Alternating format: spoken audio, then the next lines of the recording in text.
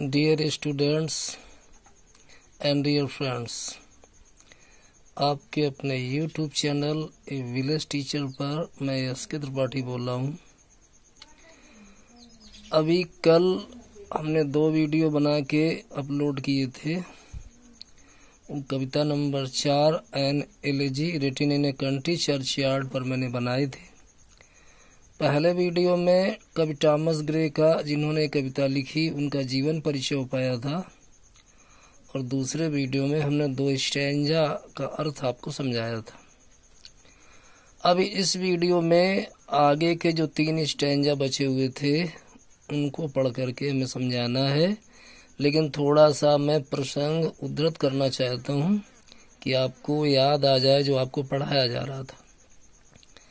मैंने समझाया हुआ था कवि टॉमस ग्रे बैठा हुआ है कब्रिस्तान में। गिरजाघर के अंदर जो जमीन पड़ी वहाँ कब्रिस्तान बना है। गांव के पास की जगह है, वो चर्चयार्ड, कंट्री चर्चयार्ड है, तो गांव के पास में ही कब्रिस्तान बना है। उसके अंदर उस गांव के सीधे साधे जो पूर्वज हैं ना, उन कब्रों में दफन है। कभी उनके जीवन काल के बारे में सोच करके वो दुखी होता है और अपने दुख को इस कविता के स्टैंजा में वो व्यक्त करता है।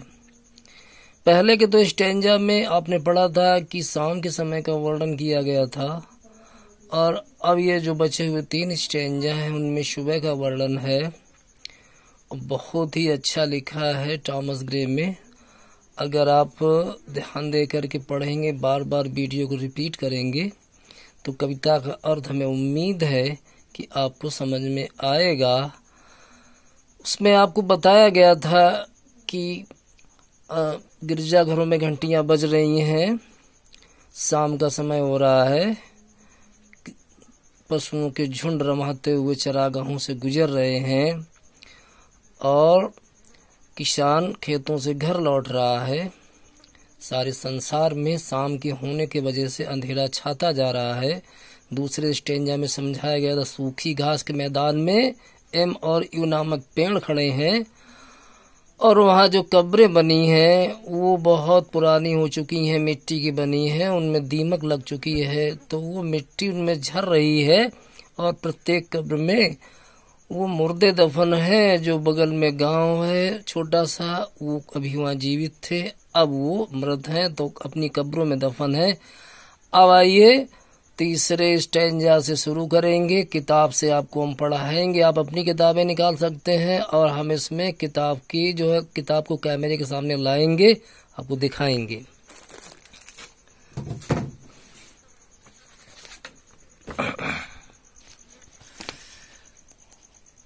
ऊपर की 2 लाइनें छोड़ करके आपको देखना है।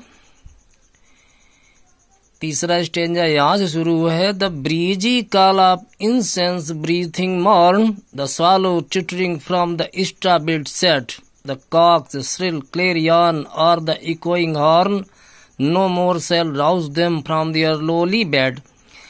इस स्टेंजा में सुबह का वर्णन है। कभी शाम को बैठा था कब्रिस्तान में, रात भर वहीं बैठा रहा, वो लिखता रहा। 36 स्टेंजा है पूरी कविता में, यहाँ सिर्फ 5 हैं। तो अब ये सुबह का वर्णन है। तीसरा स्टेंजा है, क्या लिखा हुआ है? The breezy call of incense breathing morn, the swallow twittering from the straw built shed, the cocks shrill clarion और the echoing horn, no more shall rouse them from their lowly bed। पहली line का समझिए।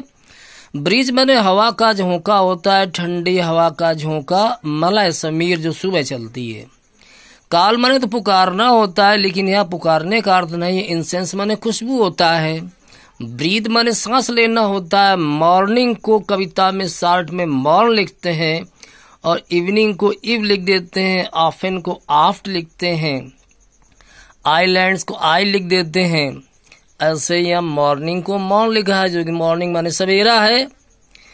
तो पूरी line का अर्थ सवेरा हो गया है, सुगंधित हवा के झोंके चल रहे हैं। The breezy call of incense, सुगंधित हवा के झोंकों की ब्रीथिंग, सांस ले रहा है मॉर्न सवेरा।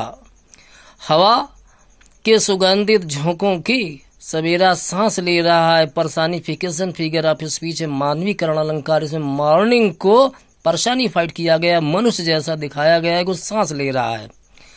लेकिन इसका भावार्थ ये है कि सवेरा हो गया है और सुगंधित हवा के झोंके चल रहे हैं। अगली लाइन में लिखा हुआ है द सालो ट्विटरिंग फ्रॉम द स्टाबिल्ड सेट। सालो माने अबाबिल पक्षी, ट्विटर माने चहचाना, इष्टा माने तिनका या घास फूस, बिल्ट माने बनाया गया, सेट माने अवसरा या थोड़े समय के लिए डाली गई झोपड़ी। यहाँ अर्थ घोंसला भी हो सकता है चिड़िया का। तो अर्थ ये बनता है कि अबाबिल पक्षी अपने तिनकों के बनाए हुए घोंसलों में बैठे चहचा रहे हैं। और ये भी अर्थ जो पास में गांव है छोटा सा, वहां छप्पर वगैरह घास फूस के रखे हैं, वहां पक्षी निवास कर रहे हैं, उनमें जो रहने लगे हैं तो वो उनका निवास। लेकिन बढ़िया अर्थ यही है कि घास फूस के बनाए हुए घोंसलों में बैठे हुए अबाबिल पक्षी चहचा रहे हैं। द कॉक्स श्रिल क्लेरियन और द इकोइंग हॉर्न। कॉक्स मुर्गे की श्रिल तीखी, क्लेरियन बांगिया आवाज। मुर्गे की तीखी बांग सुनाई दे रही है। सुबह होने के सभी बातों का इसमें वर्णन है। मुर्गे की तीखी तेज आवाज बांग सुनाई दे रही है। और द इकोइंग हॉर्न अथवा शिकारियों के भोंपुओं की आवाजें सुनाई दे रही हैं। शिकारी लोग आखेट करने के लिए निकल पड़े हैं। तो ये उनकी वेशभूषा है कि शिकारी अपने पास में भोंपू वगैरह रखते थे। आपने कभी तस्वीर देखी होगी तो हाँ, वहाँ हाथ में ऐसा लिए हुए दिखाई देंगे। तीनों लाइनें फिर मिलाइए। सवेरा हो गया है और सुगंधित हवा के झोंके चल रहे हैं। घास फूस के बनाए हुए घोंसलों में बैठे हुए अबाबिल पक्षी चहचहा रहे हैं और मुर्गे की तेज बांग सुनाई दे रही है। शिकारियों के तेज भोंपुओं की आवाजें सुनाई दे रही हैं। ये सारे सुबह का वर्णन है। सुबह जब होती है तो ठंडी हल्की हल्की हवा के झोंके चलने लगते हैं, चिड़ियां चहचहाने लगती हैं, मुर्गे बांग देने लगते हैं और शिकारी वगैरह अपने काम पर आखेट के लिए निकल पड़ते हैं। लेकिन अंतिम लाइन में क्या लिखा है? No more shall rouse them from their lowly bed. No more माने कोई भी चीज नहीं इनमें से सेल राउज उठा पाएगी देम उनको, उन सीधे साधे पूर्वजों को जो अपनी कब्रों में दफन है, उनको इनमें से कोई भी चीज उठा नहीं पाएगी। न तो हवा के झोंके, न ही मुर्गे की बांग, न चिड़ियों की चहचहाहट और न शिकारियों के भोंपू। उन्हें उठा नहीं पाएंगे। कहां से? फ्रॉम दियर लोली बेड, उनके आरामदेह बिस्तर से। लोली माने आरामदेह अर्थ है यहाँ, कोजी लोली। उनके आरामदेह बिस्तरों से यानी कब्र से उन्हें कोई उठा नहीं पाएंगी ये चीजें। कब्र में निश्चित रूप से आराम मिलती है। जीवन की सारी चिंताओं से मुक्त वो पूर्वज लेटे हुए हैं, उनको वहां से कोई भी चीजें उठा नहीं पाएंगी। फिर इसका अर्थ समझिए। सवेरा हो गया है, सुगंधित हवा के झोंके चल रहे हैं, घास फूस के बनाए हुए घोंसलों में बैठे हुए अबाबिल पक्षी चहचहा रहे हैं, मुर्गे की तेज बांग सुनाई दे रही है और शिकारियों के भोंपुओं की तेज आवाजें सुनाई दे रही हैं। इकोइंग लिखा हुआ, इको माने प्रतिध्वनि, प्रतिध्वनित होना। जैसे किसी मंदिर वगैरह या कुएं में बोले झांक कर तो फिर आवाज लौट के आती है, उसको इको या प्रतिध्वनि कहते हैं। अंतिम लाइन में लिख दिया, लेकिन इनमें से कोई भी चीजें उनको उठा नहीं पाएंगी उनके आरामदेह बिस्तरों से जो अपनी कब्रों में पूर्वज लेटे हुए हैं। अगले स्टेंजा में देखिएगा क्या लिखते हैं Thomas Gray. Let not ambition mock their useful toil, their homely joys and destiny obscure, nor grandeur hear be the disdainful smile, the short and simple annals of the poor. कवि कहता है कि let not ambition mock. Ambition माने होता है महत्वाकांक्षा, mock माने हंसी उड़ाना या उपहास करना। इंपरेटिव सेंटेंस में लिखा हुआ जैसे लेट मी को मुझे जाने दो, लेट हिम रीड उसे पढ़ने दो, ऐसे लेट नॉट एम्बिशन मॉक तो महत्वाकांक्षा हंसी न उड़ाए। यहाँ भी ये पर्सनिफिकेशन फिगर ऑफ स्पीच है। महत्वाकांक्षाएं या इच्छाएं किसी की हंसी नहीं उड़ा सकती हैं। इच्छाएं तो एक अमूर्त विचार है। तो अर्थ अब भावार्थ ये बनेगा कि महत्वाकांक्षी लोग किसी का, इन लोगों की हंसी न उड़ाए जो कब्रों में दफन है। Let not ambition mark their useful toil, their माने उनके यानी इन पूर्वजों की जो अभी अपने कब्रों में दफन है, यूजफुल टॉयल उनके उपयोगी परिश्रम की, अर्थात जिस समय वो जीवित थे उन्होंने अपने उस जीवन काल में जो उपयोगी परिश्रम किया उसकी हंसी न उड़ाएं। Let not ambition mock their useful toil, महत्वाकांक्षी लोग उनके उपयोगी परिश्रम की हंसी न उड़ाएं। Their homely joys and destiny obscure, homely माने घर गृहस्थी के जॉयस आनंद, घर गृहस्थी के साधारण आनंदों की महत्वाकांक्षी लोग हंसी न उड़ाए। एंड डेस्टिनी ऑब्सक्योर, और उनके धुंधले भाग्य की हंसी न उड़ाए। डेस्टिनी माने भाग्य होता है, जैसे लक या फेट माने भाग्य होता है, वैसे डेस्टिनी माने भी भाग्य होता है। ऑब्सक्योर माने धुंधला होता है। फिर मिलाइए इन दोनों लाइनों का अर्थ। Let not ambition mock their useful toil, their homely joys and destiny obscure, महत्वाकांक्षी लोग उनके उपयोगी परिश्रम की, उनके घर गृहस्थी के साधारण आनंदों की, उनके धुंधले भाग्य की हंसी न उड़ाएं। क्यों? जितने महत्वाकांक्षी शान शौकत से भरे हुए लोग होते हैं वो सीधे साधे गरीब लोगों की हर बात का मजाक उड़ाया ही करते हैं। उन दिनों बहुत ज्यादा सुख सुविधाएं नहीं थी। कविता लिखी हुई है 1700 के बाद की, 1700 करीब 40, 42, 50 के लगभग लिखी गई है। लेकिन जब उन्होंने लिखी थी उनके पहले के वो पूर्वज हैं, तो टॉमस ग्रे लिखते हैं कि उन दिनों जीवन बड़ा कठिन था, ज्यादा जीवन में सुख सुविधाएं आनंद नहीं थी। लोग अपने जीने के लिए कठिन परिश्रम करते थे और साधारण आनंद उठाते थे। तो लिख दिया है कि महत्वाकांक्षी लोग उनके उपयोगी परिश्रम की और उनके घर गृहस्थी के साधारण आनंदों की और उनके धुंधले भाग्य की हंसी न उड़ाएं। और not grandeur hear with a disdainful smile, grandeur माने शान होता है और डिस्डेन माने घृणा करना, डिस्डेनफुल घृणा से पूर्ण, स्माइल माने मुस्कुराना या मुस्कुराहट। अर्थ में लाइए नॉट ग्रैंडयोर हियर, ना ही शानदार लोग सुने, विद ए डिस्डेनफुल स्माइल, घृणापूर्ण मुस्कान के साथ। ग्रैंडयोर माने शान या शौकत होता है। तो यहाँ भी ये पर्सनिफिकेशन फिगर ऑफ स्पीच है, शान शौकत कैसे सुनेगी, तो अर्थ बनेगा शानदार लोग ना सुने क्या और कैसे ना सुने, विद ए डिस्डेनफुल स्माइल, घृणापूर्ण मुस्कान के साथ, तिरस्कारपूर्ण मुस्कान के साथ। क्या ना सुने? The short and simple annals of the poor, short माने संक्षिप्त, सिंपल माने साधारण, एनाल्स जीवन गाथा, इतिहास वृत्त, ऑफ द पुअर उन गरीबों का जो इसमें कब्रों में दफन है, कभी वो जीवित थे, उनके जीवन गाथा को ये शान शौकत से भरे हुए लोग घृणापूर्ण मुस्कान से ना सुने। इस पूरे स्टेंजा का अर्थ फिर मिलाइए। कवि कहता है कि महत्वाकांक्षी लोग उन लोगों के जीवन के उपयोगी परिश्रम की, घर गृहस्थी के साधारण आनंदों की और उनके धुंधले भाग्य की हंसी न उड़ाए। और न ही शान शौकत से भरे हुए लोग घृणापूर्ण मुस्कान के साथ उनके जीवन के संक्षिप्त इतिहास जीवन गाथा को सुने। अंतिम स्टेंजा को देखना है। The boast of heraldry, the pomp of power and all that beauty, all that wealth ever give, awaits like the inevitable hour, the paths of glory lead but to the grave। बहुत अच्छा stanza अंत में लिखा हुआ है।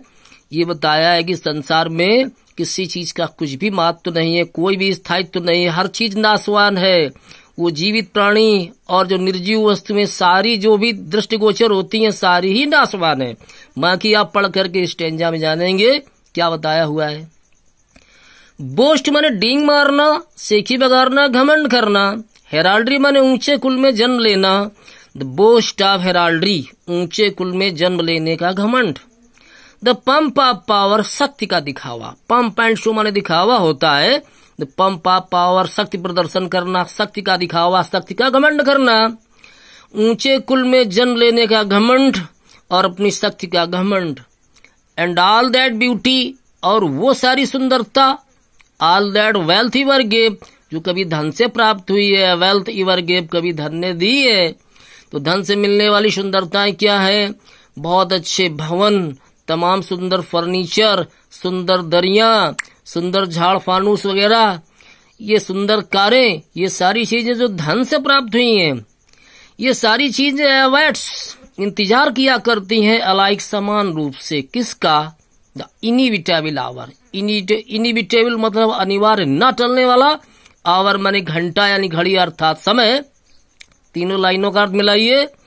The boast of heraldry, the pomp of power, and all that beauty, all that wealth you are gave, awaits like the inevitable hour.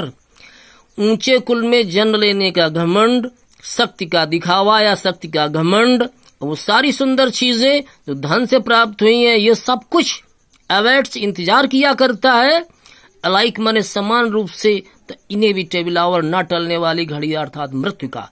मतलब ये सारी चीजें ही नाशवान हैं। किसी भी कुल में जन्म हुआ या कुछ भी हुआ, सब कुछ नष्ट होगा, शक्ति भी नष्ट होगी, जो भी दिख रहा है सुंदर या कुछ भी, वो सब कुछ नष्ट होगा। ये न टलने वाली घड़ी का इंतजार करते हैं, अर्थात अपनी मृत्यु का इंतजार करते हैं। मृत्यु इनेविटेबल है, डेथ इज इनेविटेबल। और अंत में क्या लिख दिया? The paths of glory lead but to the grave. The paths of glory, यश के रास्ते, लीड ले जाते हैं, बट टू द ग्रेव, और कहीं नहीं, सिर्फ कब्र में। यश के रास्ते कहीं नहीं जाते हैं, कब्र में ही जाते हैं। मतलब यश भी समाप्त हो जाता है, सब कुछ खत्म होता है संसार में। इस स्टैंजा को एक साथ फिर पूरा अर्थ देख लीजिए। ऊंचे कुल में जन्म लेने का घमंड, शक्ति का दिखावा अर्थात शक्ति का घमंड, वो सारी सुंदर चीजें जो धन से प्राप्त हुई हैं, ये सब कुछ समान रूप से न टलने वाली घड़ी अर्थात मृत्यु का इंतजार किया करता है। और यश के रास्ते भी और कहीं नहीं, सिर्फ कब्र में ही जाते हैं। कविता यही समाप्त होती है। कवि के कहने का मतलब है कि डेथ मेक्स एवरीथिंग इक्वल। मृत्यु हर चीज को समान कर देती है। मृत्यु के सामने अमीर गरीब ऊंच नीच कुछ भी नहीं है, सब कुछ नाशवान है। तो ये कविता को आप दोबारा रिपीट करके समझ सकते हैं, क्योंकि अगर कक्षा में या कोचिंग में कभी आप पढ़ते हैं तो एक बार पढ़ा दिया आगे बढ़ गया, लेकिन जो यहाँ पे ये वीडियो में कैद हो गया है, आपकी मर्जी भर है, आपको समझने के लिए इतनी बार चाहे उसको घुमा के देख सकते हैं और उसको तैयार कर सकते हैं। अगले वीडियोस में हमारा विचार है कुछ ग्रामर का, हम आपको एक फोकस देंगे, एक दो वीडियो बनाएंगे, फिर क्रम से चले आएंगे। फिर वीडियो हम क्रम से बनाएंगे या ट्रांसलेशन में उठाएंगे या ग्रामर हम सोच के बताएंगे। ये एक्सप्लेनेशन या सेंट्रल आइडियाज वगैरह व्यवस्थाएं करवाएंगे। अभी फिलहाल जो कविताएं हमने पढ़ाई हैं उनको आप लोग कविताओं पर रिवीजन करिए। कविताओं का अर्थ जब आ जाएगा तो सेंट्रल आइडियाज एक्सप्लेनेशन करने में आराम होगा।